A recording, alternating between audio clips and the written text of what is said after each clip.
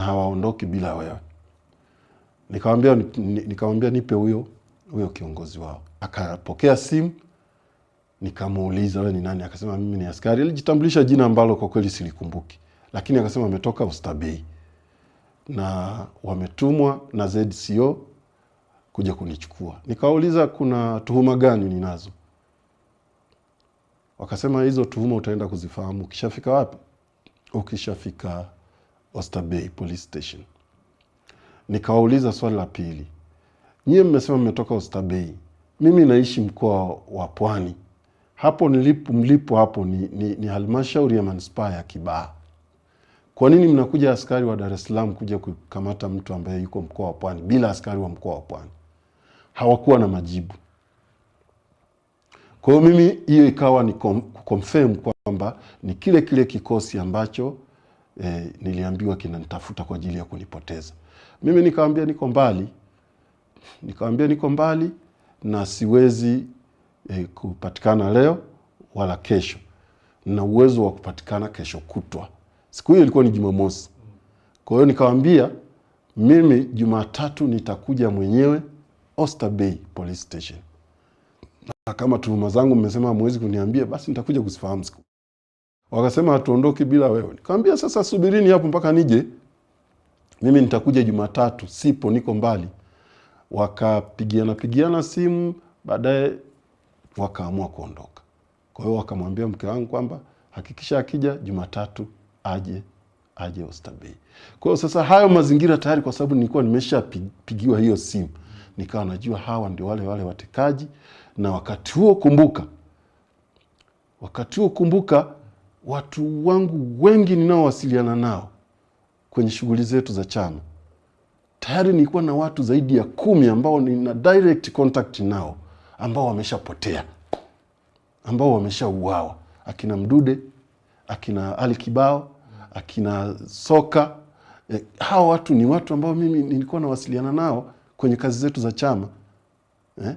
Kwa hiyo unapewa hiyo taarifa wakati tayari kuna watu ambao wanakuzunguka wameshapotea. Akina Kaswahili, akina Kipanya, hao walikuwa ni watu naofanya nao kazi. Mimi sasa nikaona hii imeshakuwa tayari ni shida kubwa na siko salama tena. Kwa hiyo nikafanya utaratibu wa kuita watu wengine, wakaja wakachukua watoto wangu pale nilipokuwepo, nikawaambia wapeleke nyumbani, na wakafanya utaratibu wa kuniletea begi yangu mahala nilipo. Nikawa ndio nimekimbia nchi kipindi hicho. Kwa hiyo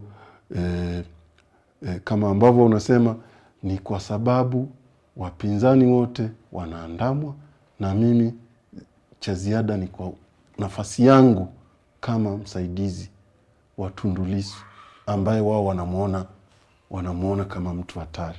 Naam. So unasema hiyo tarehe uliondoka nchini Tanzania, ukaenda ukakimbia mafichoni kwa takriban miezi kama 6 hivi. Na mkarejea Tanzania tena tarehe 18 mwezi Mei mwaka 2026. Naam. Uliporejea ulikuwa na matumaini kwamba mambo imekuwa sawa? Nini ilikuwa ile kuprompt make sure kwamba sasa wacha nirudi? Kwa nini uliamua kurudi sasa nchini? Nilirudi Tanzania kwa sababu nilikuwa nalazimika kurudi. Hali ilikuwa haijakaa sawa. Huku tunapoishi nchi za watu, hufanyi kazi. Kwa hiyo unahitaji kujihudumia na unahitaji familia pia iendelee na maisha. Kwa hiyo kuna kazi yangu ambayo ilikuwa ni lazima nifike nikaiweke sawa ili iendelee kunipatia kipato ambacho kingeendelea kunihudumia mimi na familia yangu wakati naendelea kujificha. Kwa hiyo nilikuwa nimerudi tu, ilikuwa niwepo pale Dar es Salaam kwa siku zisizozidi 5. Sasa nimefika tarehe 18, Jumatatu ilikuwa asubuhi. Nimeshinda siku hiyo na sijamwambia rafiki yangu, sijamwambia yeyote. Kuna rafiki yangu mmoja tu ambaye anasimamia biashara yangu mojawapo, ndio nilimshirikisha, akaja kanichukua na gari yake ni tinted, tukaenda naye kwenye biashara, nikaangalia, nikarudi nyumbani. Siku hiyo ya Jumanne usiku nikamtumia ujumbe rafiki yangu mwingine ambaye ni Alan Macha, ambaye ndio nimekuja kutekwa naye wakati jaribio la utekaji nilikuwa naye. Yule nilikuwa nimemwachia gari yangu moja, alikuwa anaisimamia iko garage. Kwa hiyo nikamuuliza gari inaendeleaje, akaniambia leo sijaenda lakini kesho ninakwenda garage.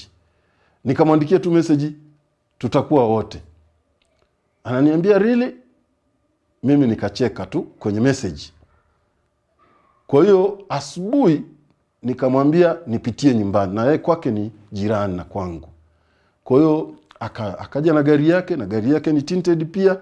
Nikaingia kwenye gari yake, tukaondoka tukaenda garage. Garage iko kama unaifahamu, kwa wale wanaofahamu Dar es Salaam, iko maeneo ya Kijitonyama.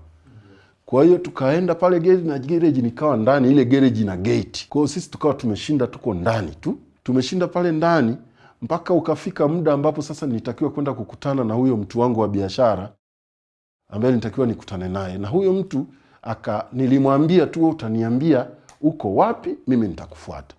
Kwa hiyo akaniambia niko Ununio, akanielekeza eneo ambalo yupo. Kwa hiyo na mimi nikamwambia rafiki yangu Macha, twende Ununio tukakutane na rafiki yangu mwingine, tuzungumze masuala ya biashara, alafu turudi nyumbani. Kwa hiyo tukaenda paka pale kwa hiyo sehemu inaitwa Ununio alikokuwa amenielekeza. Ilikuwa ni sehemu amekaa kwenye sehemu ya nyuma, kama kuna grocery, kuna chakula, watu ni wachache.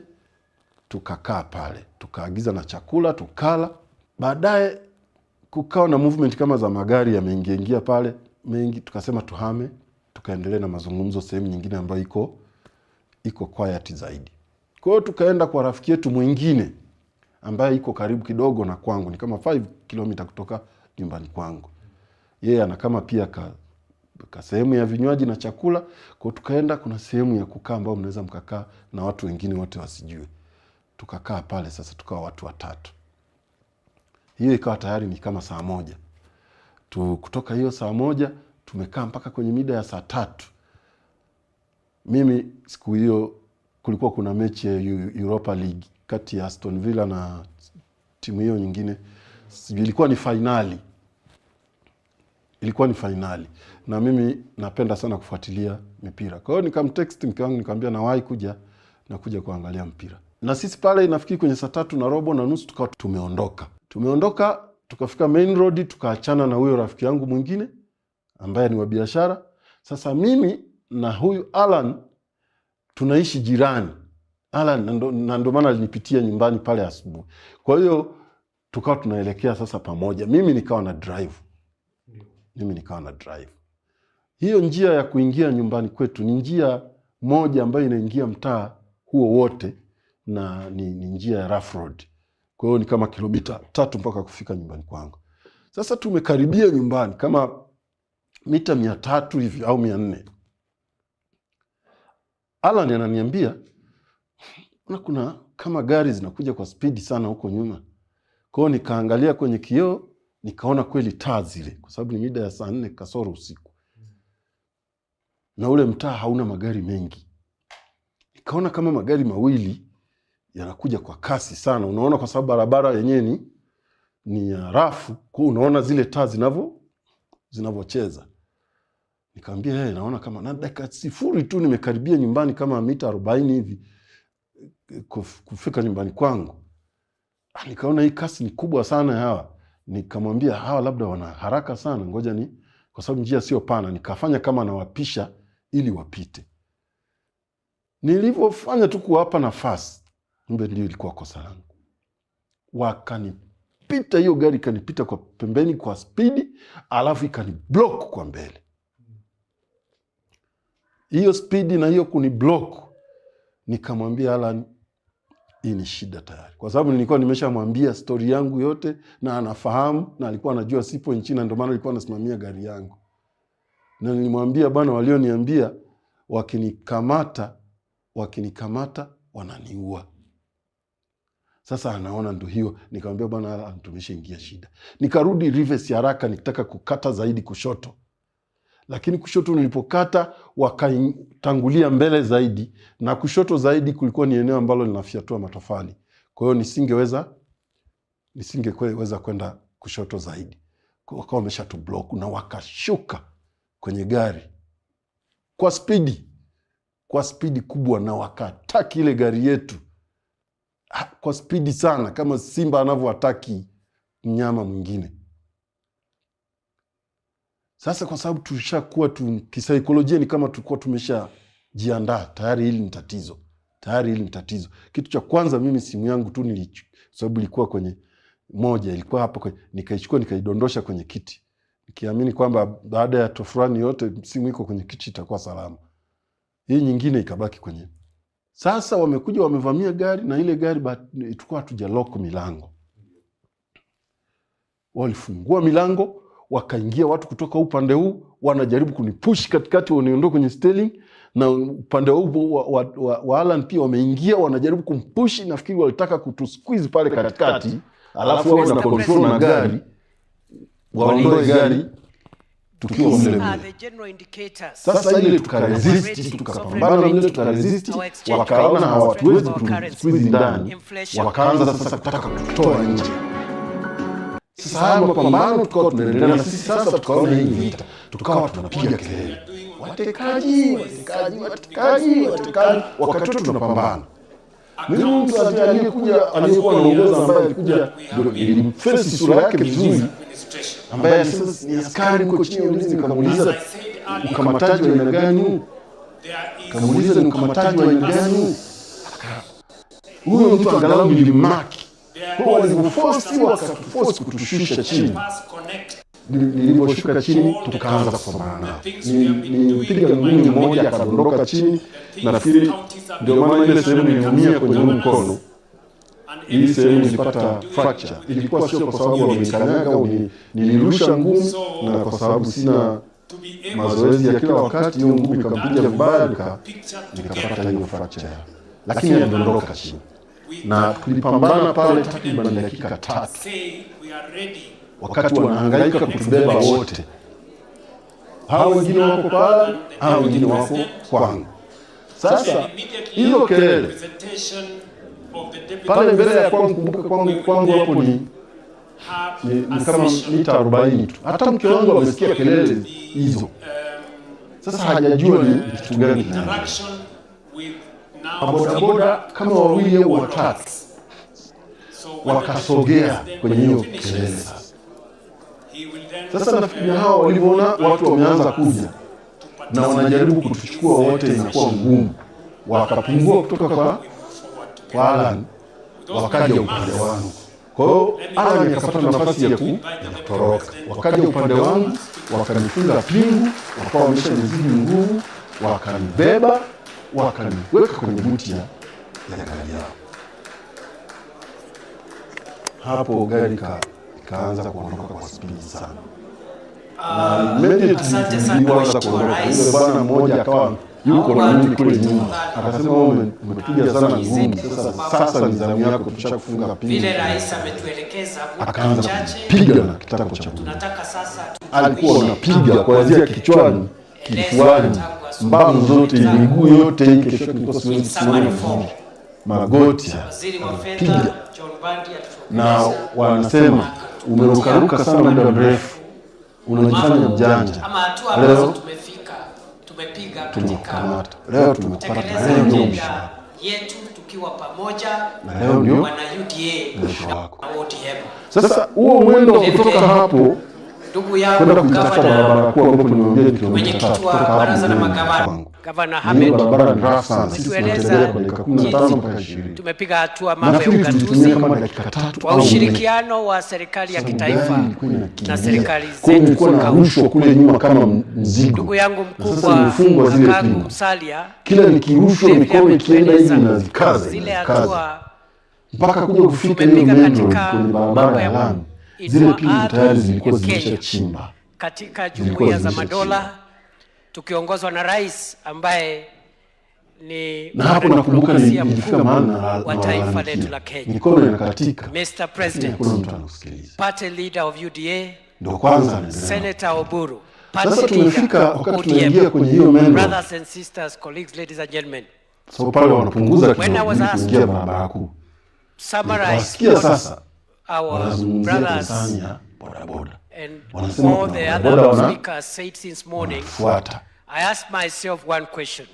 Huo ujumbe kwangu na kitu nimekiacha kidogo ngoja niambie. Wakati wameniambia habari ya kwamba leo ni mwisho wako. Tell us what this administration has done and why this administration deserves another term in office to pale ambapo tumeanza kuondoka pale what they have been doing. Waliponitekea. What would I say? Nikajiuliza. And I want to suggest the following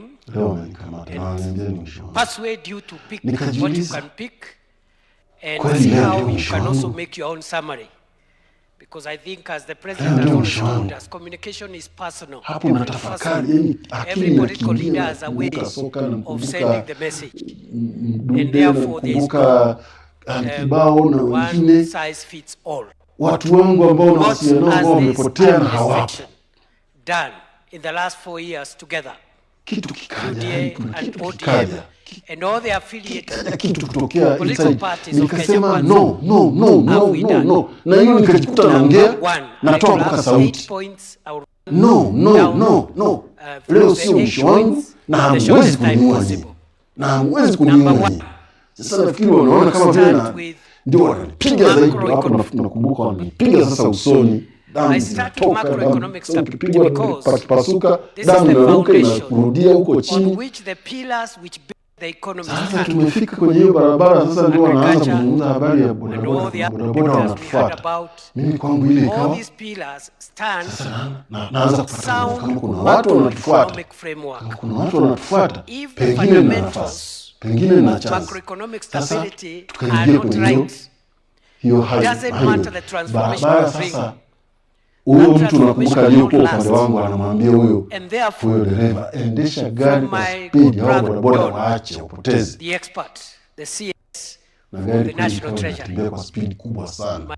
Zile gari la Probox zile. We have heard that over the last 4 years under the leadership of President William Ruto. Kwa hiyo huko kwenye gari unahisi been able to stabilize our economy. Sasa mimi hapo naanza kuwaza. Now we can do the building blocks. Naanza kuwaza pushing our economy and our economic growth forward. Naponaje? What are the indicators of macroeconomic stability? What tells you? Yaani nikawa nafikiria hata hiyo gari kwa hiyo speed inayokwenda. Basi hata ipate ajali tu ipiduke, hata tuvunjike, lakini tu hiyo hivyo pengine nitapona nitabaki kuwa hai. The fundamentals are as follows. Gari sasa inakimbia inaendelea kukimbia. Kisia wanaongea tena. We have moved our currency from an exchange rate of 162 went even to 165.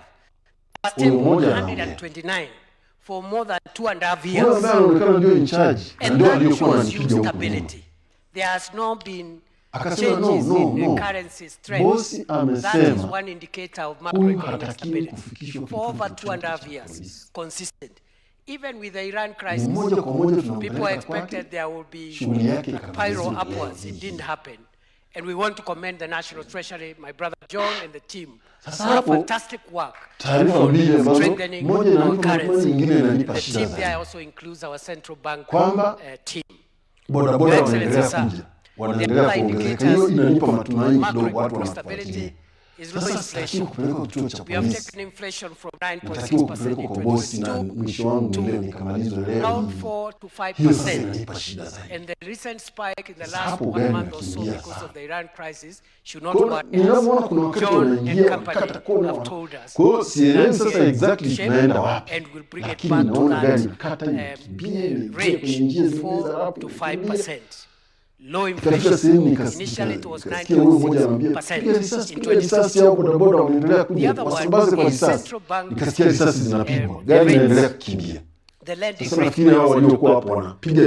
Again, we are pushed that rate from a high of 13.5% to now below 9%, 8.75% or thereabouts. Meaning government paper is not giving investors and banks buying government paper so much money as it was giving before.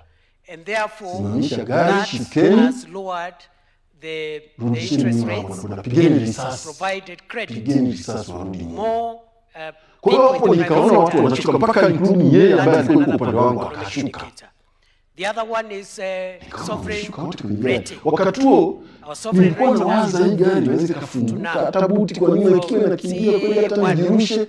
Nimeshika nimefungwa pingu sasa na pingu zimetight. Siwezi kufanya chochote. Our economy imeshuka. As a stable economy. That is another indicator. Sasa wameshuka wakarudi hapa nyuma ya gari wakaanza kupiga. The other thing that underlines a stable economy is national savings. Sasa niko kwenye buti ya ile gari. The money that we borrow from the World Bank lazimisha kusimama kule ndani na kuruka kutoka kwenye siti, kutoka kwenye buti ile nije kwenye siti ya katikati ya gari. Kwa kupitia pale juu, zile gari sio ndefu sana kwenda juu. Kwa hiyo nafasi kati ya ile siti na ile nani rufu ni ndogo, lakini sina kumbukumbu vizuri, ila pamoja na kufungwa ile pingu nilijirusha nikarukia kwenye ile siti nikadondokea, na hapo haraka sikujiuliza nikatoa ile lock ya upande wa kulia, ilitoka kwa mkono, halafu nikafungua mlango kwa mguu. Nilifungua mlango kwa mguu, kumbuka wako immediately kwenye gari kwa nyuma na wanapiga risasi kuelekea kule. Sasa kwa sababu ya hizo kelele za risasi wanazopiga, mimi nikatumia hiyo advantage nikajirusha chini. Na yale mazingira tayari nilikuwa nimeshaona, barabara ile naiona kwa sababu taa zimewaka na naona ni msitu. Kwa akili yangu kaniambia hapa ni wewe, sababu ndio nafahamu. Na ninaona beria iko pale mbele ile police beria. Kwa nika exactly nimepata picha ile beria wewe inakaanga position gani na pale kuna msitu. Kwa hiyo nikajirusha, nikajua kabisa hapa kushoto ni msitu na kushoto ni msitu. Nilijirusha nikakua nikaingia Mr. President kwenye msitu. Na ule msitu hakuna mtu anaingia kule ndani. Ni msitu wa usalama wa taifa. Mle ndani kuna kambi yao. Kwa kule hakuna mtu anaenda kule. Hakuna mtu anaingia. Kwa ni msitu ambao umefunga, una miba, na huko ndani naambiwa kuna manyoka, kuna nini. Kwa nilipofanikiwa kuingia pale kidogo, kwa sababu huwezi kuingia kwa kusimama, ni kwa kucrawl aidha kwa kuinama sana. Umefunga sana, una miba mikali. Nikaanza kuhakikisha nasogea kila sekunde, nasogea na crawl na jaribu kuhakikisha kila sekunde nasogea, na umefunga uwezi kumuona mtu aliyoko mtambili mbele. Kwa mpaka unamaliza kupiga zile risasi, wanakuja kurudi kwenye gari. Mimi nakuja kusikia hizo wanapiga risasi, nimesikia risasi ambazo naona sasa kama zinakuja mwelekeo wa msituni. Tayari nilikuwa nimeshaingia msituni kama maybe 15.3 billion shillings, mita 30 au zaidi kidogo. Sasa kwa sababu msitu uliofunga, nikawa napata matumaini, songa mbele. 3 months. Nikawa sasa huku kumekuwa kimya, akili yangu inaniambia wananifuatilia, wanakuja kimya, mimi natafuta kwenda mbele. That is how serious that is. Sasa kwa sababu na crawl nafanya nini, nikakuta suruali yangu imenaswa na miba. Na sasa siwezi kujinasua kwa sababu nimefungwa pingu, na zile pingu zilikuwa hazina nafasi ya kutosha. Ni pingu ambazo zimebana sana na zimeshaumiza sana mikono kumbuka. Kwa hiyo nimenaswa suruali, siwezi kujitoa ile miba, na sitaki kupoteza sekunde. Kwa nilichofanya nilimanage tu ku-unlock mkanda. So mkanda ule ulikuwa ni ule unalock ile ya kupachua hivi. Nilivyo-unlock mkanda ukalegea, nikaanza kujivua kama nyoka. Nikaiacha ile suruali. Nikajivua sababu nimenaswa na miba, siwezi kuitoa. Kwa hiyo nikajinasua pale. Kumbuka hapo tayari nilikuwa sina viatu. Kwenye ile tafrani nikawa nimebaki na socks peke yake. Sasa nikiwa msituni, suruali imenaswa, nikajinasua kama nyoka, nikaiacha suruali. Kwa hiyo nikabaki na boxer, nimefungwa pingu, damu zimevuja sana kichwani, sioni vizuri kwa nini nilikuwa nahangaika kufungua macho tu na jaribu kwenye macho. Kwa sasa nimeshaiacha suruali na ni miba huo na kile leo nichoma kwenye miguu. Hata nilikuwa sisikii. Nimekuja kugundua kesho yake kwamba ni miba mingi sana. Hapo kwenye mguu hapa kuna kisiki nasa. Sasa siwezi kurudi nyuma, naenda mbele. Kwa hiyo nilijivuta likatoa nyama kama sentimita 10. Hapa kuna alama kubwa kutoka sasa. Kwa sababu nilikuwa naona kila sekunde natakiwa kwenda mbele. Sitaki kurudi nyuma. Ndani ya ule msitu nimeingia kwenye ule msitu, nafikiri ilikuwa ni saa 5 kasoro. Nimetumia takriban 2 hours nahangaika kucross ule msitu. Kwa sababu dakika nzima inaisha umesokea hapa na hapa. Unacrawl chini. Unacrawl vipi wakati umefungwa pingu? Huku kote kulikuwa ni nyumba na mtupa kama bado hizi zinaonekana. Na sisi maumivu kwa paka. Nakuja kuona taa upande wa pili. Bahati nzuri geography ya hilo eneo nilikuwa na idea nayo. Ni kata ambayo 2017 chama kilikuwa na uchaguzi mdogo pale kwenye kata wa udiwani. Mimi nilikuwa na charge pale, kwa nilikuwa nakatiza ile mitaa yote.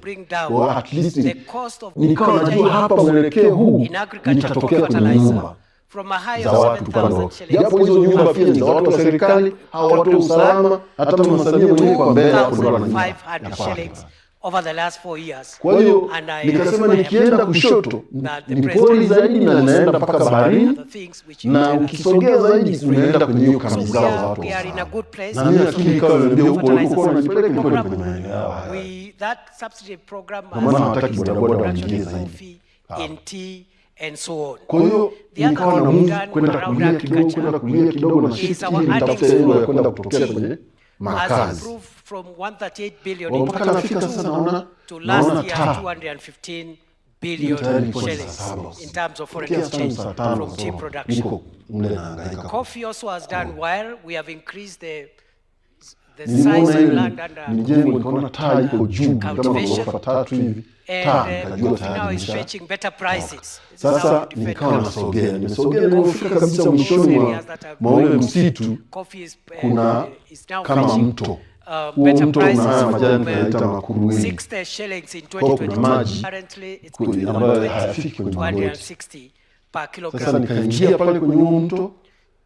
But this has not just like naangalia kulia kushoto nione kama kuna watu, kwa sababu akili yangu inaniambia kwa vyote na licensing and all the reforms that is the president has led us in that space. Nikacross kutoka kwenye huo mto na barabara ndio alafu yaanze makazi.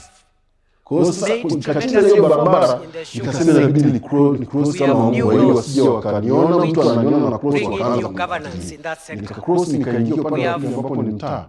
Ndio sasa huko a very innovative and business friendly production model kwenye hizo nyumba. And we have now nilikuwa nafahamu slowly we are returning the farmers back into production. Nyumba zina watu wengi hao usalama.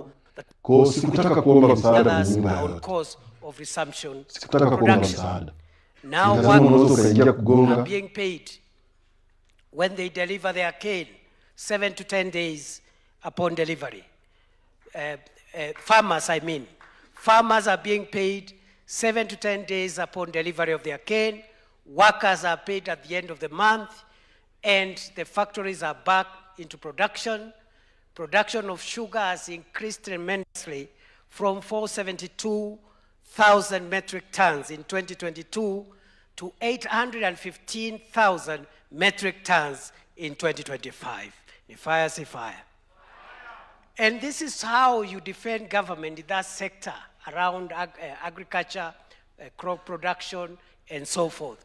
For the first time, Your Excellency, since sugarcane farming was introduced in Kenya in 1922, some 104 years ago, the sugarcane farmers around Mumias received a bonus last year.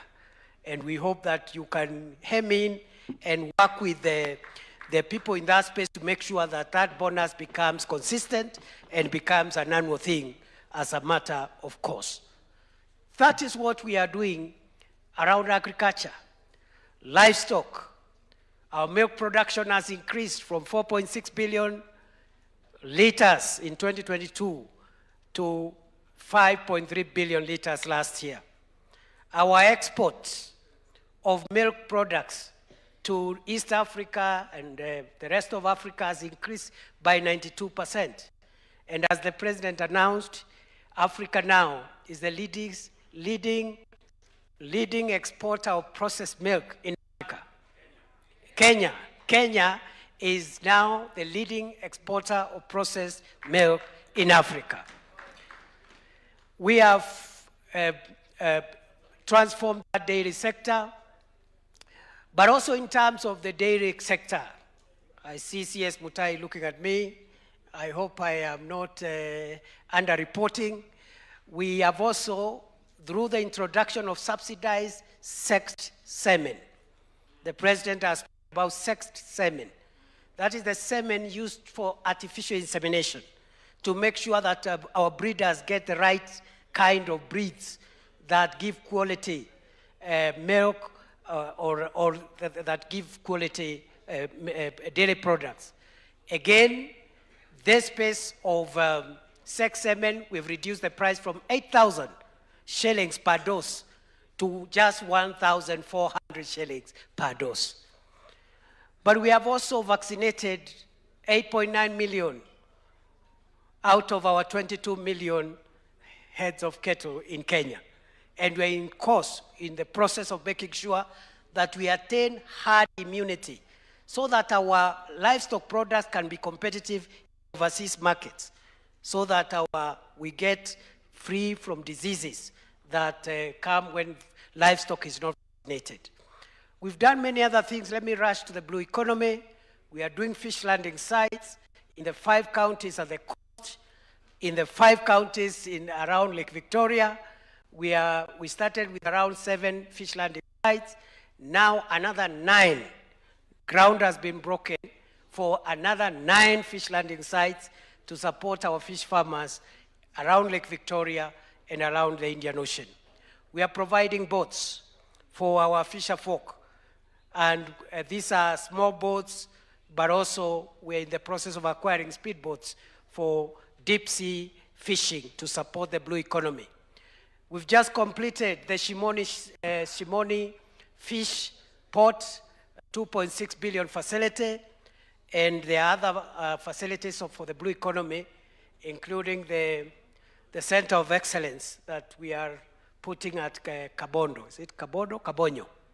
At Kabonyo, which is a 1.3 billion project. It will support training and creating excellence for fish farmers. So blue economy, that's what we have done. Number 3, I'm running quickly now because of time, is the area of health. I don't need to repeat. We've done a lot of heavy lifting in health. Your Excellency, allow me to salute the members of the National Assembly, the members of the Senate, for standing with you and with us, and with this administration, in passing the legislation that we required in some of the areas that required heavy lifting for us to deliver. Health is one of them. In the health sector, we started by partnering with county governments to employ CHPs, 107,000 of them, kitting them. And recently, when they visited you, Your Excellency, you said we are going to rekit them again to replenish their kits, and also you are going also to put them under SHA so that they are insured as they offer health services to our communities. But we also have the National Equipment Support Program. We have also a very robust SHA registration program, which as at now is at 32.2 million Kenyans. We are moving towards universality, because that's what a universal health system looks like. When you have those kind of numbers, the kind of people with medical cover, you're moving towards universality. And so we've made some progress, good progress with equipment, with drug supply, with CHPs, and also if you visit any hospital today, and the COG spoke, they say the facilities now have reasonably higher revenues than they have ever had before. Some are now able to sustain themselves, including dispensaries. And therefore, UHC is on course. Once more, thank you very much, our two houses of parliament, for supporting us on this program. Your Excellency, we have also made progress in education in several fronts. Immediately you were sworn in, you set up the Education Task Force, which helped us to look at the reforms we need to do in this sector. What we have done so far includes streamlining the CBC curriculum, and now there is smooth transition. Right now we are in senior school, the pathways are defined, and the noise that was there in 2022 about too much work being done by parents has gone down. The uncertainty of that curriculum is now behind us. Number two, we have employed teachers, 100,000, reduced the teacher-student ratio from 1 to 45 to 1 to 29. But we have also something we have not captured in our statistics, Your Excellency, which is very impressive. Kenya is one of the few developing countries that have achieved a 1-to-1 pupil textbook ratio. It is not very common. So we need to capture that in our statistics, even as we go forward. We have employed also tutors for TVETs, 3,300 of them. We have built 23,000 classrooms. We have built reforms in the TVET sector, seeing enrollment rise from 297,000 in 2022 to currently over 718,000 students. We have introduced other reforms, including the recognition of prior learning that allows Juakali people to come in for shorter periods and get certified for what they already know so that they don't waste time in a TTI for 4 years when they already have the knowledge. But we have also introduced the dual training policy, which enables students in TTIs to get practical experience. We have also reviewed our funding model, and that is work in progress, but right now we have a better funding model. We have a better budget for education. We found it at just below 500 billion. Now we have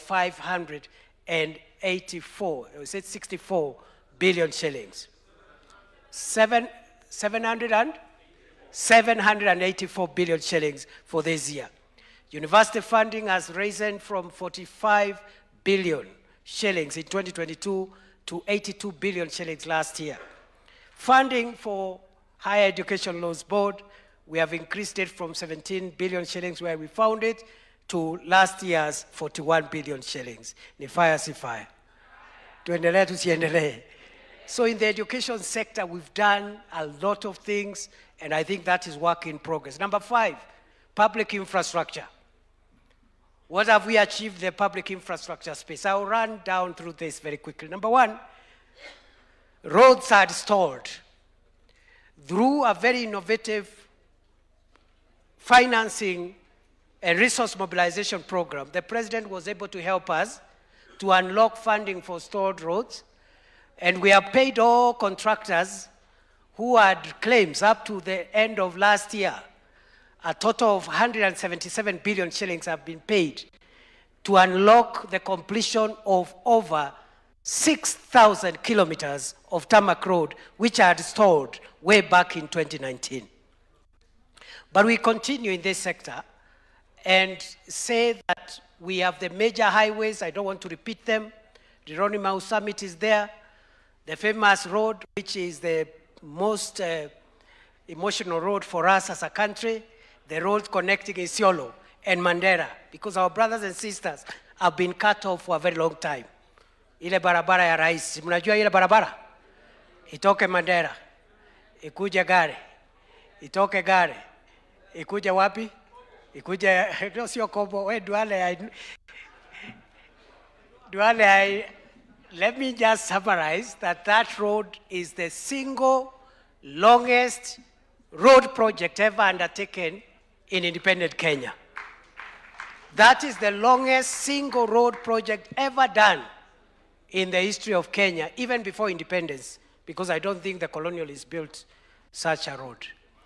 So, road sector on progress. We are dwelling. We've dwelled, if you go to Mombasa now, between Nyali towards Kilifi, duo, between Changamwe, Mariakani is duo, and Marwa to, Keno Marwa, and so forth and so on. And this roads program has really helped us. Electricity, we have connected a new 1.4 million households with electricity since 2022. And that is a big plus for us. We found connectivity at 8.9 million households. Now we are at 10.3 million households. Out of the total of 15.6 million households in Kenya, we are on course towards universal electrification in the next 3 or 4 years. So that's what we are doing for electricity. Other public infrastructure is ICT. We have built 35,000 new kilometers of fiber optic cable. We have built 316 ICT hubs to provide ICT infrastructure. And another 416 are under construction as we speak, bringing our total to over 700. We need to speed up. CS Kabogo, we need to speed up a little bit so that we can achieve the target of 1450 ICT hubs by next year. It is possible. But we've done a lot of work there, ICT hubs and so forth. And so I've talked about energy, ICT, I've talked about roads, I've talked about markets for fresh produce trade. We are doing nearly 600, over 450, and others in the pipeline, nearly 600 markets. I think CSR that's what she informed me. And I think we are providing dignity to Mama Mboga. We are providing dignity to our small-scale traders so that they can have dignified places to do their trade. So that is what we've done around infrastructure. Number 6, housing. You know, housing is one of the issues I've had some people commenting about. And unfortunately, some of the critics talking about housing have no idea how transformational, how critical housing is in lifting the standards of living of the people of Kenya. First, those who are saying that people should have money to build houses, I don't know what kind of economics is that. They must know the countries that we are looking up to, the countries that moved from the third world to first, had housing as a core pillar of that progression. And the reason why the government of Kenya must provide leadership in providing decent homes for Kenyans is because of the Constitution. The Constitution does not say, wait until the people of Kenya get money to build homes. It says the government must provide housing, water, health, and all the other amenities mentioned in Article 43. So we are respecting the Constitution. And the other questions around logistics and policy issues, the President answered very ably on our behalf. We can now defend this housing program. And colleagues, you have no idea what this will do. The more people you have owning homes, whether fully owned or partially owned through mortgages, the higher the national income index will go. So you are going to get shock in 5-10 years from now, when Kenya is rated in terms of per capita or gross national income. We are going to shoot tremendously, very high in the ranking. If you look at the countries that are always high in the gross national income index, the countries where most citizens have homes or access to homes. That's what retains Singapore on top of that chart all the time. That is where Kenya is heading. And Your Excellency, 20 years, 15 years, 25 years, as you said, this country, many people will not recognize Kenya, and we will leap to where you want us to be among the family of developed nations. Because you see, when they do gross national income, they look at the wealth of households, the wealth that you have in a home. They count your camels and donkeys and sheep and sofa sets, and they aggregate, and then for the whole country. That one asset only called a home, the cheapest house is 1 million shillings. Just the cheapest, the bedsitter in Kibra or somewhere is just 1 million plus. So that shows you the national wealth. By all these units that are ongoing, the national wealth is going to increase many times over. 2,077,000 units under construction in 44 counties, 240 active sites, 650,000 Kenyans employed, etc., etc. Number 7, I want to talk about security. We have made a lot of progress in security because when you came into office, Your Excellency, I was your Minister for Interior, and our police were not doing very well in terms of equipment. They were being overrun by bandit networks and terror groups all the time. But Your Excellency, you've supported our disciplined forces very strongly from day one through the equipment modernization program that has gone on seamlessly since 2023. And that is partly why we as a government have been able to subdue the terror attacks that were frequent, almost monthly, in the Boni Enclave around Lamu area. That is how we have pacified northeastern Kenya. That is how the banditry networks in the Kerio Valley have been silenced. I want to commend you, Your Excellency, for helping our security forces, our men and women in uniform, to defend our country, protect our territory, and also to be able to protect our property. So we have better equipment now. You have reviewed their salaries through your leadership. Now, every year, they are getting salary increment. We are building houses for them. Already 28,000 units are being constructed for prison officers. And our prison officers' population is around 30,000. So it's like every prison officer is going to have a decent home in the coming months, courtesy of President William Ruto. We are also building for the military, for the police, for teachers, and other civil servants. So again, security sector reforms, Your Excellency, you're continuing with that. Recently, through the Ministry of Interior, you were able to help us establish the Nairobi Metropolitan Police Unit and other formations that help us modernize this space. And I must commend my successor, Minister Kipchumba, because the little work that I had left in the Kerio Valley, I think he has completed it, and he did it faster than I would have done it myself. Because I think the mopping out of guns was one headache that I had before leaving that place. Number 8, Your Excellency, as I go towards winding up, is job creation, the creation of jobs. And before I do number 8, which is the last one on creation of jobs, I had forgotten, under public infrastructure, we cannot forget the stadia, the stadiums that we have built. We've built Talanta from scratch, the first new stadium, international new stadium since 1987.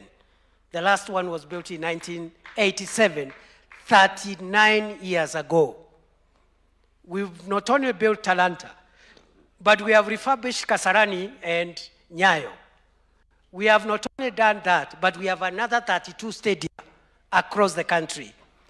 Again, very soon, Kenya is going to be a sporting nation of unimaginable magnitude because of all these sporting centers that are being created through the stadia. Your Excellency, in terms of job creation, under the Kazi kwa Ground program, the Affordable Housing Program and Markets and Hostels program has helped us employ 650,000 Kenyans. CS Mbadi, I agree with you, that data is old. We are now around 1 million. We need another assessment of job creation around that space. The other one is Kazi Mtandaoni. We have about 300,000 young people who are earning income from the digital jobs. I also suspect, Your Excellency, that data is old. That data has remained like that for the last 1.5 years. I think we need to do another assessment. With the opening of the BPOs, the Business Process Outsourcing Centers, and the increasing infrastructure of the ICT hubs, we have more Kenyans than the 300,000 that we had captured before. That is Kazi Mtandaoni. Under Kazi Maju, 538,000 Kenyans who have been facilitated by this government to work abroad. How? Because you'll be asked, how have you done that? Through, number one, deregistering exploitative agencies that were exploiting Kenyans, providing a transparent process through the National Employment Authority, removing cartels, I've already said that, but also giving a green channel for passport acquisition and subsidizing relocation grants through the Youth Enterprise Fund. These are some of the measures we've done, and of course, entering into bilateral labor agreements to protect our workers abroad. Then, Your Excellency, we have other job creation and income opportunities we've done. The key one is the Nyota project, which you recently helped us to launch phase 2 of the business support component, supporting 123,000 young people with 50,000 to start their small businesses. There are other components like the recognition of prior learning component, which is targeting 20,000 young people. We have the OJE, on the job experience program, targeting 90,000 young people. And we have the access to government procurement program, targeting 600,000 young people. So aggregated, we've been able to create somewhere around in the region of 2-3 million jobs, directly, indirectly, in the last few years. Your Excellency, finally, let me also thank PCS Musalia, who has organized your very many international engagement forums, and they were worth it. I don't even know, Your Excellency, how you managed, because you were very busy in Kenya, but you were also very busy internationally to profile Kenya and project our country as a country where investors can have confidence in. And I want to thank PCS Musalia, the many engagements you've had, the many addresses you've made. I was very happy to see, for historical reasons, the European Parliament giving you a standing ovation. I was very happy to see the European Parliament giving a standing ovation to President William Ruto, for historical reasons, isn't it? So, Your Excellency, that diplomatic push is good for us. It is what has brought us the investment, the FDI, and we continue supporting you as you lead us into the future, both in our engagement here and for you to engage on the behalf of our country. Allow me to end there, Your Excellency, by thanking everyone. First, I thank you. You have been a good team leader. You have treated us well, with respect, all of us. Our strength, our weaknesses, you have known how to manage, all of us. And nobody feels disrespected. Everybody feels that they are worthy and they are part and parcel of this administration. I also want to thank the party leader of ODM for leadership. And I believe, for those of you who think anything can go wrong, nothing can go wrong when we have President William Ruto and Senator Oburu Oginga. Nothing can go wrong. So let's not sensationalize issues. There's no problem, because the wisdom of President Ruto, the wisdom of Senator Oginga will help us navigate our future together, because we need another. We need one another. We need one another. So I just want to leave it at that, Your Excellency. I thank our governors and the Council of Governors. We've had very hard, very cordial relationships. As the chairman has said, we treat each other with respect. The county governments treat the national government with respect. We also treat them with respect. And we've made a lot of progress in the areas that the chairman mentioned, agriculture, health. We made that progress. because of the collegiality and the spirit of cooperation instead of confrontation. I also want to thank our senators, members of the National Assembly as well, for pushing forward our development agenda. I thank our MCAs in absentia, because they are the ones who have been helping with the legislative aspects of this agenda of the broad-based administration at the grassroots in the county assemblies. Lastly, I thank all members, the UDA party, and all the affiliates of Kenya Kwanza party, and all members of the ODM party for supporting the broad-based administration and for rallying themselves in support of President William Ruto. Once more, congratulations, President William Ruto. Congratulations, Senator Oginga. I rest my case, Your Excellency. Thank you very much.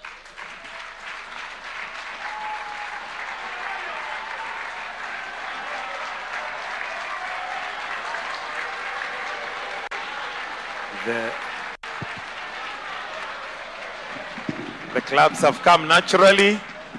Professor Sifuna. Sifuna. Aya, makofi ya fireman tena as we welcome David Wakoli to lead the next session. Welcome, sir.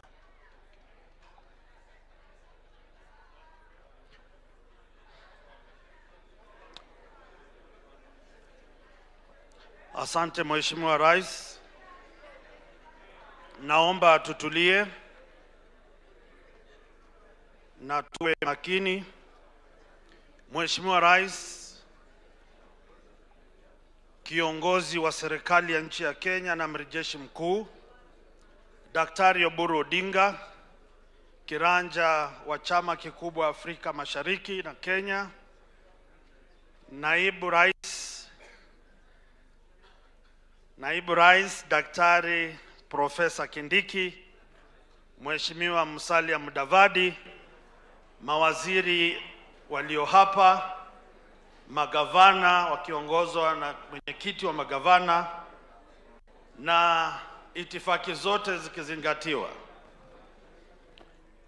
Leo ninashukuru Maulana kwa nafasi hii kuongoza kitengo na kujadili agenda ya kutunga sheria. Mheshimiwa Rais, majumba ya Senate na jumba la kitaifa nafanya kazi kuhakikisha kwamba wanatunga sheria, kanuni na miswada ambayo husaidia serikali yako kutekeleza ahadi zako kwa Wakenya. Mheshimiwa Rais, kusimama kwangu hapa ni dhihirisho kwamba muungano na serikali yako ya Kenya Kwanza na serikali ya msingi pana ama serikali jumuishi inaenzi vyama vya kisiasa. Mimi ni kiranja wa walio wengi katika jumba la Senate na natoka chama cha Ford Kenya. Hapa ndani, Mheshimiwa Spika na Mheshimiwa Rais, kuna wanachama wa chama cha Chapchap, wanachama wa UDM, wanachama wa MDG, wanachama wa chama cha Jubilee. Wakiwa ndani hapa vile vile wanachama wa ODM na wanachama wa chama chako tawala cha UDA.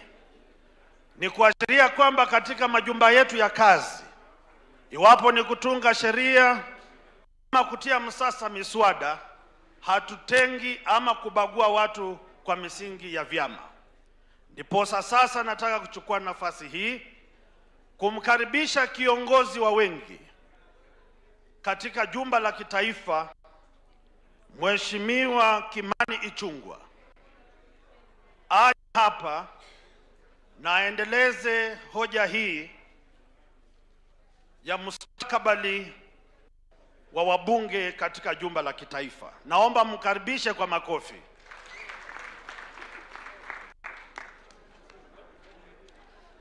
Asante sana Mheshimiwa Senator Wakoli.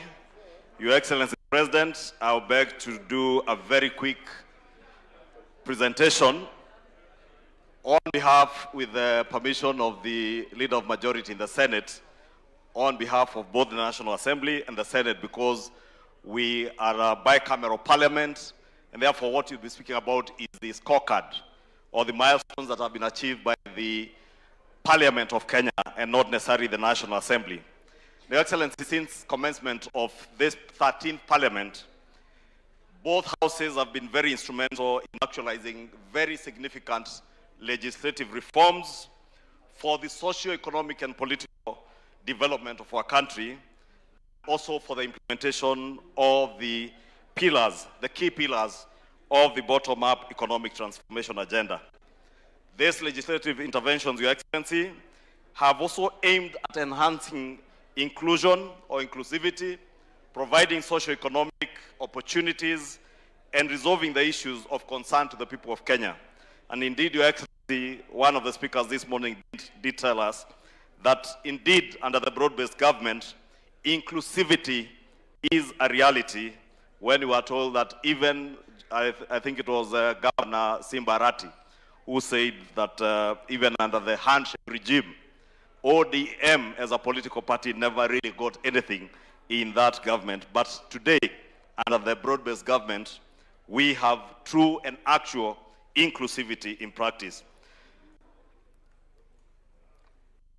Members, you will see that part of the key milestones or part of what we have been able to do as an assembly, and I'll ask you to just go straight to the table in the interest of time, that largely we have been able as a parliament to enact 83 landmark bills that are actually acts of parliament today in the last 4 years. And that is comparatively to 126 bills that were passed in the entire of the 12th parliament. Meaning, when we consider there are 196 other bills, both government bills, private members' bills, and even committee bills that are before the houses, the two houses, we should be able to surpass the performance of the 12th parliament. If you look at the regulations and other statutory instruments that we have considered, in the 13th parliament, we've been able to consider 323 statutory instruments compared to 304 that were considered in the 5 years of the 12th parliament.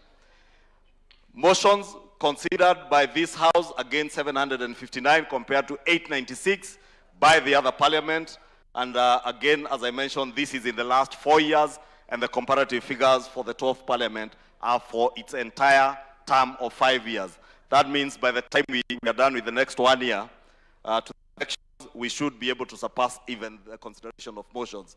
This is largely in the National Assembly, and for treaties and session papers, we have been able so far, compared to the 12th Parliament 57, we have been able these 4 years to consider 71 treaties and session of papers. Papers that have been considered in the House, again 7,000 compared to 5,356 in the last Parliament. Petitions, we have been able to consider 374 petitions in the last 4 years as compared to 322 petitions over the last 5 years of the 12th Parliament. And lastly, on statements, we have so far considered 1,324 statements as compared to 707 statements that were processed in the 12th Parliament in the National Assembly. Those figures are for the National Assembly. I do not have the figures for the Senate. In the interest of time, we just agreed with Senator Aaron Cheruiyot that I present these figures so that we are able to save on time. Also, Your Excellency and members, this 13th Parliament, you remember all of you that we amended our standing orders both in the Senate and in the National Assembly to allow cabinet secretaries on Wednesdays mornings and afternoons to appear before the Houses of Parliament to answer to questions and statements. And many of them have been very keen in attending those sessions and answering issues that are of concern to the people of Kenya. The other thing I want to touch on, Your Excellency, is just prior to the pre-broad-based government, that is 2022-2023, we had enacted a number of legislative pieces. Some of them were very significant and transformational for our country. And as much as these were done before the Broadbase government, and Your Excellency, I think is you who mentioned that in the morning in your presentation, that like the Affordable Housing Act, when we consider the Affordable Housing Bill, even our brothers and sisters in the ODM party, many of them were very supportive of this because of the history that were coming from with the support and the belief that our former Prime Minister had in the agenda for housing. And I remember, Your Excellency, the day we presented the NADCO report to His Excellency, the former Prime Minister, he was very keen to push through the agenda of housing and spoke at length on why we needed to work together to enact some of these pieces of legislation. Your Excellency, the other transformational pieces of legislation other than Affordable Housing Act are the 4 laws that we passed to make sure that SHA, or the Social Health Authority, 4 bills, that is the Social Health Insurance Act of 2023, the Primary Healthcare Act, the Digital Health Act, the Facility Improvement Financing Health Act. These were enacted way back in 2023. And as the chair of the Council of Governors indicated earlier this afternoon, many of these acts of Parliament under SHA have indeed been very transformational, especially in ensuring that we are able to take money to the grassroots, like the Facilities Improvement Fund is making sure that dispensaries right in our localities in the counties are getting money from SHA.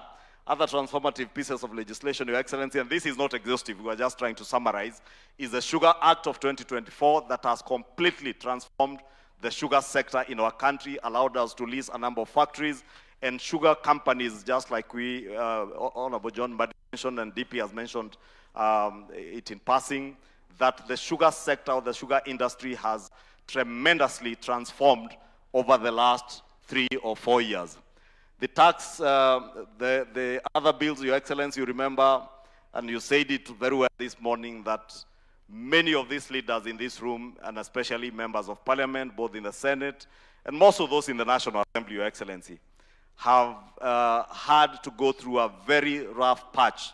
And part of that rough patch, as members will remember, is in 2024, when we passed the Finance Bill of 2024. That Finance Bill, Your Excellency, as we have always contended, was not as harmful as Kenyans were misled to believe. And indeed, 6 months or a short 5 months after the June 2025 protests, we reenacted the same Finance Bill of 2024, breaking it down into these 4 laws: the Business Laws Amendment Act of 2024, the Tax Procedures Amendment Act of 2024, the Kenya Revenue Amendment Act of 2024, and the Tax Laws Amendment Act of 2024, that carried 97% of all the proposals that were in the Finance Bill, as passed on June 25th, 2024. Your Excellency, that speaks volumes on the need, as we mentioned this morning, on why we need to counter the negativity and the lies and propaganda that are propagated by our colleagues on the other side. Your Excellency, moving on, we have had other key legislative pieces that we have done under the Broadbase government, pieces of legislation that in a different environment would have been almost impossible, if not a very Herculean task to be able to do without the bipartisan approach that we have benefited from under the Broadbase government. Key among these pieces of legislation, Your Excellency, is the Sovereign Wealth Fund Act of 2026, which you just assented into law last month. And this act is providing long-term fiscal sustainability and intergenerational wealth sharing by creating a sovereign wealth fund, which has a future generations fund component. It has an economic stabilization fund component. And also, Your Excellency, this same fund has the strategic infrastructure investment fund component. The National or the NIF Fund Act or Bill, which is now an Act of Parliament, Your Excellency, is noteworthy that this bill, when passed, created for us the National Infrastructure Fund, which I'm sure CS John Mbadi is now about to recruit the CEO. They have already recruited the board, and they're in the process of recruiting the CEO and the secretariat of this fund. And this NIF is helping us in a very big way in the expansion of our commercially viable infrastructure. Key in point, and this morning CS Davis Churchill was telling me that already construction of our new airport, JKA, has commenced, courtesy of the National Infrastructure Fund. And that, Your Excellency, tells you that, as you said this morning, Parliament, the 13th Parliament, has been very instrumental in helping this administration to actualize what we promised the people of Kenya when we campaigned, albeit in different camps, but speaking almost to the same issues. Because when you read the Kenya Kwanza manifesto, you read the ODM manifesto, what was then the Azimio manifesto, there were very many things that were common between us. And that is why, Your Excellency, it's become very easy for us to work together. Your Excellency, we have also had other pieces of legislation, like the Privatization Act and reforms around securitization, Your Excellency, that have helped us also to actualize, for instance, the construction of what we have all witnessed as we drove from Nairobi, and those who drove from Western Kenya coming this way, from Nakuru coming to Naivasha, the construction of the Rironi, Naivasha, Mau Summit Highway, which could not have been possible without the legislative interventions that around the Privatization Act and the public-private partnerships framework and the innovative securitization of road levies, now possible with the RMLF Amendments Act, which was enacted again in the National Assembly in this 13th Parliament. Your Excellency, again, as was noted, the securitization of the RMLF under the Broadbase government was able to help your administration raise close to 185 billion shillings. And CS Davis Churchill tells me that the first 145 billion shillings is what has enabled almost every corner of this country witness the construction of roads, some which had stalled way back as 10 years ago in 2016. And he tells me the last, I think, 40 billion is about to come in to ensure that no road will stall up to next year, Your Excellency. Therefore, we have done well for this administration in terms of being facilitators of the agenda of this administration. Your Excellency, the other key things that we have done, and I'm just trying to rush, we were able to enact the Air Passenger Service Charge Amendment Act of 2025, and this changed how we manage that levy that is charged on every air ticket that you purchase in this country. And from a small figure of about 10 shillings, or I think $10, we are able to securitize that money, and that is the money that is helping this broad-based administration in the construction of the Bomas International Convention Center. Speaking on securitization, again, Your Excellency, courtesy of securitization of even the sports fund, we have been able in a big way, and somebody spoke this morning about how emotive the governor for Wajir and the chair of the Council of Governors was on Madaraka Day this year, to witness not just the construction of roads, road infrastructure in that county, but for the first time to have a modern stadium in Wajir County and be able to host a national celebration, something the people of North Kenya had never imagined would happen. And we joined all of them, all of us as Kenyans, we joined the people of Wajir and the greater northeastern Kenya because they are part and parcel of this country.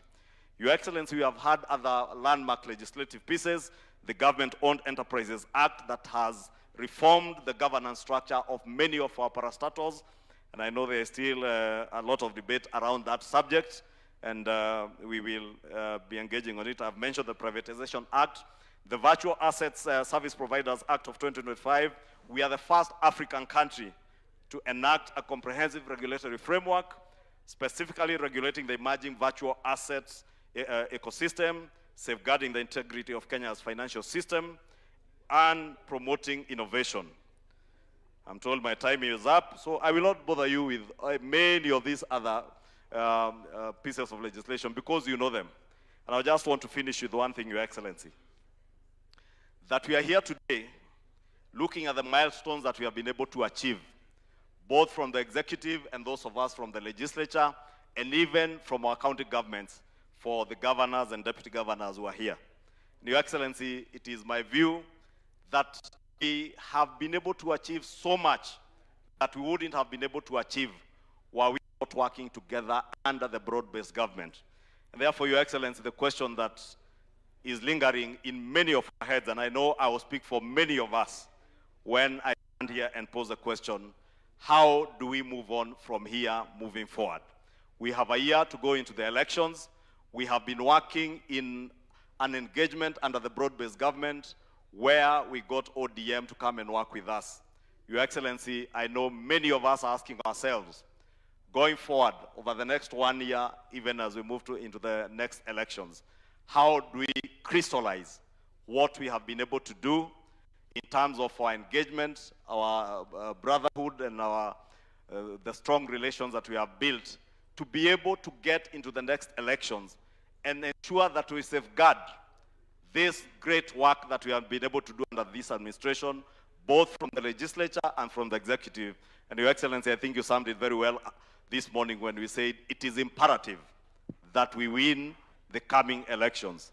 And therefore, my contention, Your Excellency, that we cannot win if we are not working together and actualize this, or rather mature this relationship from the broad-based arrangement or broad-based government into an actual working coalition where we come together, work together as one team, because this team, Your Excellency, is clear it can deliver for the people of Kenya. You have spoken to us to begin a conversation on Vision 2060, or new national vision. That national vision, Your Excellency, again, is not a vision for William Ruto, is not a vision for the broad-based government, is a vision for the nation of Kenya and for generations to come. As we begin that conversation, Your Excellency, I want to believe that we can tap onto the expertise of our brothers and sisters in ODM and the energy that we exhibited when we pushed the hustler narrative in 2022 to win the next elections and be able to push forward a new vision for our country, which we can build together as one team.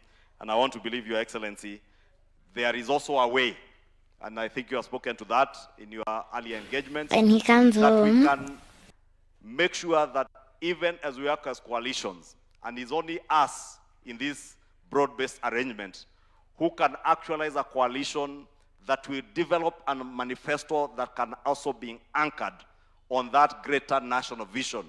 And it is a challenge to us, Your Excellency, that in the coming days we will lead the way to ensure that every other, even those of our friends in the opposition who are building coalitions, or even as in their fragmented and disunited opposition, we find a way where we pass legislation that ensures that all of us as political leaders, as we sell our manifestos to the country of Kenya, they are in one way or another aligned to that greater national vision, so that the visions that we develop for our country do not become visions for one leader or for one administration. They transcend one administration moving forward.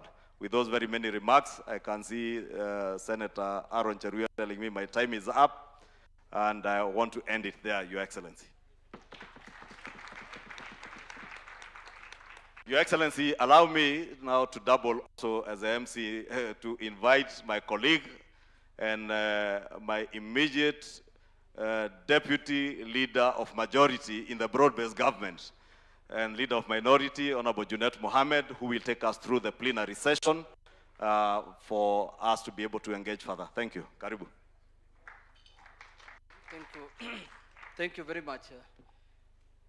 Your Excellency, the President of the Republic of Kenya, Your Excellency, the Deputy President, my party leader, Your Excellency, in the interest of time and with your permission, first I want to thank, we have only 2 issues now remaining, the plenary and the resolution of the PG. So Your Excellency, with your permission, first I want to thank the members of Parliament, my colleagues, for taking their time today so that they can listen at this time when we are very busy with politics and the House is also sitting tomorrow. They were to prepare. So Your Excellency, they have taken their time and we have listened and we have heard what the executive have done and what Parliament has achieved the last 3 years. So now we want to go to plenary so that we can hear the views of the members